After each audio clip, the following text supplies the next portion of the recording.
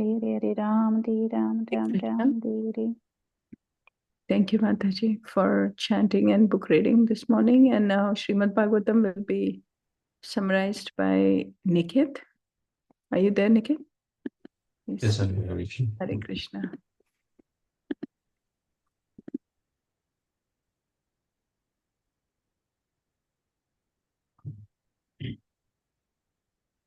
Om Vasudevaya. Om Namo Bhagavate Vasudevaya. Om Namo Bhagavate Vasudevaya. Narayanam Namaskritya Naram Chaiva Narottamam Devim Saraswatim Vyasam Tato Jaya Devaya Srimvatam Sakata Krishna Punyashravana Kirtana Hridayantos Ihi Abhadrani Vidhunotis Suhisatam Nashtaprayeshva Bhadreshu Nityam Bhagavata Sevaya Bhagavati Uttama Shloke Bhaktir Bhavati Nashtiki. Krishna everyone, today we're going to be reading from Srimad Bhagavatam, Canto 4, Chapter 28, verses 1 and 2. Narada Vacha Sainika Bhaya Namnoye Bardhismandishtakarina Prajvara Kala Kanyabhyam Vichiruravani Nimam. Translation and purport by Srila Prabhupada. The great sage Narada continued, My dear King Prachinavarshad, afterward the king of the Yavanas, whose name is fear itself, as well as Prajvara, Kalakanya, and his soldiers, began to travel all over the world. The period of life just prior to death is certainly very dangerous, because usually at this time people are attacked by the weakness of old age, as well as many kinds of disease. The diseases that attack the body are compared here to soldiers. These soldiers are not ordinary soldiers. They are guided by the king of the Yavanas, who acts as their commander-in-chief. The word Dishtakarna indicates that he is their commander. When a man is young, he does not care for old age, but enjoys sex to the best of his satisfaction, not knowing that the end of life, his sexual indulgence will bring on various diseases, which so much disturb the body that one will pray for immediate death. The more one enjoys sex during youth, the more he suffers in old age. Verse 2. Tue kada turabhasa puranjana purim nripa rurudhur bhauma bhogadhyam jaratpanna palitam. Translation. Once the dangerous soldiers attacked the city of Puranjana with great force. Although the city was full of paraphernalia for sense gratification, it was being protected by the old serpent. As one's body engages in sense gratification, it becomes weaker and weaker daily. Finally, the vital force becomes so weak that it is herein compared to a weak serpent. The life air has already been compared to the serpent. When the vital force within the body becomes weak, the body itself also becomes weak. At such a time, the death symptoms, that is, the dangerous soldiers of Death Superintendent Yamraj, begin to attack it very severely. According to the Vedic system, before coming to such a stage, one should leave home and take sannyas to preach the message of God for the duration of life. However, if one sits at home and is served by his beloved wife and children, he certainly becomes weaker and weaker due to sense gratification. When death finally comes, one leaves the body devoid of spiritual assets. At this present time, even the oldest man in the family does not leave home, being attracted by wife, children, money, opulence, dwelling, etc. Thus, at the end of life, one worries about how his wife will be protected, how she will manage the great family responsibilities. And in this way, a man usually thinks of his wife before death. According to Bhagavad Gita 8.6, Yam yam bhakti smanandhavam Tyajatyante kalevaram tam tam eveti kaunteya sada tadbhava bhavita. Whatever state of being one remembers when he quits his body, that state he will attain without fail. At the end of life, A person thinks of what he has done throughout his whole life. Thus he gets another body, Dehantara, according to his thoughts and desires at the end of life. One overly addicted to life at home naturally thinks of his beloved wife at the end of life. Consequently, in the next life he gets the body of a woman, and he also acquires the results of his pious or impious activities. In this chapter, the acceptance of a woman's body by King Paranjana will be thoroughly explained. That concludes the reading of the verses. Before we start the summary, I'd like to seek the blessings of all the Asama Vaishnavas here so that I can present whatever information I have learned properly in order to purify myself and be of service to you. And please shower me with your blessings so I'll be able to do it. And if there's any shortcomings, I seek your forgiveness beforehand so I can continue this learning process. So today we're exploring these two verses where Narad Muni is describing how King Puranjana, who represents the conditioned soul, is being attacked at the end of his life by the soldiers of old age and disease. And these are very symbolic and visual verses where we see that there's an army which is led by fear itself, and it's invading the body which was once full of all these pleasures of youth.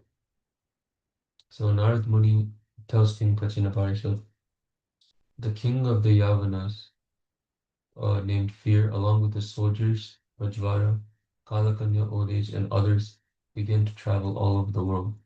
So this is an allegory, and it's describing the universal law of time. So time is something that no one escapes. Right? No one can escape this army, whether one is a king, a billionaire, a college student, whoever it might be. Time is coming for each and every one of us. So from the moment we are born, that's when, the countdown begins. Like second by second, day by day, we get closer and closer to death.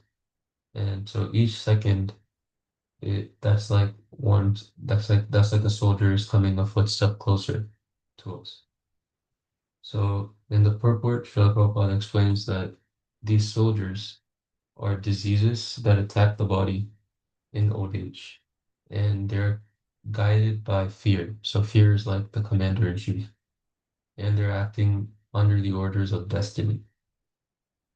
So when we're young, um, uh, I'm young right now, so I don't know how it feels to be old, but we could see even in youth, we can see day by day that certain things keep changing. Obviously, the enjoyments that a college student has are not the same as he did when he was a kid. In a similar way, each stage of life has different pleasures or lack of pleasures than the one before it. So in youth, we could think that we're invincible, like we'll work hard day and night, and we'll also party hard. Like we'll stay up late, we may not eat that healthy and have a lot of overindulgence. But what people don't realize is that the bill and the cost for that comes later. So just like if we use an app, uh, and we decide to take a free trial, we'll be able to enjoy fully what that app has to offer, right? Without worrying about um, any cost or any repercussions. But the charge comes automatically within, 1 week or 1 month or so. And people will like enjoy that app to its fullest potential. And then after a few days, they'll forget that, they even paid for a full year. They'll forget to cancel their subscription, right? So in a similar way, people they enjoy to the fullest extent, indulging in all sorts of uh, vices and material things, forgetting that there's a bill that's gonna come later. So Thus, this free trial of youthful pleasure ends, and then the diseases, the soldiers, they start coming in. And Prabhupada also says, the more one enjoys sex during youth, the more he suffers in old age. And to some who um, aren't, systematically studying like how we are, this might seem like a punishment, but it's actually not a punishment. This is just a natural system that we have come into, right, by our own doing. And so material pleasure, wherever it is, when it's taken as a goal, it will lead to future pain. That's just a natural system. So moving on to verse 2, this is where the soldiers start to attack the city of King Puranjani. And that means our body. So the city is representative of our body. And it was once full of sense enjoyment, but now it's described to be protected by an old serpent. So what is this old serpent? This serpent is representing our life air or the prana. So as long as the prana is strong, we can resist this disease and decay. But as we age, the serpent gets weaker and weaker, and it can no longer protect the city. So taking a look at like a practical example, we have all these athletes and movie stars who are at the top of their game, and no matter how high performing they may be, eventually they will weaken, and whatever new actor or new athlete from a newer generation comes in, will break all their records as well. So, the muscles will shrink, the energy will drop, the memory will fade, and this defense system that was stopping all these things from happening eventually will fail. So it's like an old phone. Um, when the first iPhone came out, right? It was such a powerful piece of technology. But now, if someone decides to put down the phone they're using and take out the first iPhone, you'll notice all the problems that you didn't know were once there, right? The charging seems immediately slow, immensely slow. The charge doesn't hold for that long. The screen is small. It's not responsive, and you notice all these washed out things. So no matter how expensive it was at the time, there's something it eventually decayed, and now there's machines that are much more powerful. So in this way, um, everyone has their eventual decay and their eventual end, their eventual slowdown. So this may seem like a tragedy, but it actually isn't, right? The the body aging, that's not the tragedy. That's all completely normal. But the true tragedy is when we forget who we really are. So Prabhupada writes, at the present time, even when the oldest man in the family does not leave home, being attracted by wife, children, and money. So instead of preparing for the journey beyond, nowadays we're all clinging to what's temporary. And according to the Bhagavad Gita, chapter 8.6, whatever one remembers at death, that state he attains. So if one remembers their business, family, or whatever desires may be, he'll return. But if we remember Krishna, we will go back home, back to Godhead. So in order to remind ourselves to do this, uh, obviously the first step is like devotee association and reading Shastra and chanting, which everyone here is doing, and hopefully I can do more of as well, like you all are. But practical, a practical reflection we can do, or if anyone here has a habit of journaling, um, every few days or every time we do some sadhana like uh, dressing the deities or chanting, or if it's like a certain festival or Ekadashi, we can, at the end of the day, we can write down, like, what did I think about most often that day? Or for the past week, what were the top 10 things that were on my mind, right? And then you can slowly and slowly see that list start to change as we do more of these devotional activities in the association of devotees. And you also get a good feel through that list of what you'll probably think of during death as well, right? If nothing changes. So spiritual life means that we don't wait, right? We start training the mind today, not at the deathbed, because we really don't know, when that time will come. And, even though we may have many lives after this, we never know if we'll get the same human birth, the same opportunity.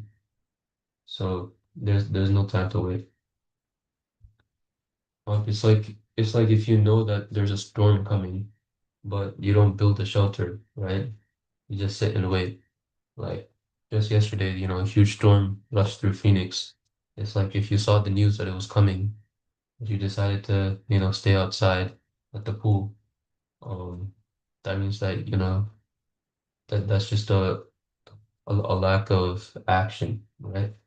So that's why the Vedic system, we see that it recommends vanaprastha and sannyas, which is um, gradually reducing attachment before that final attack.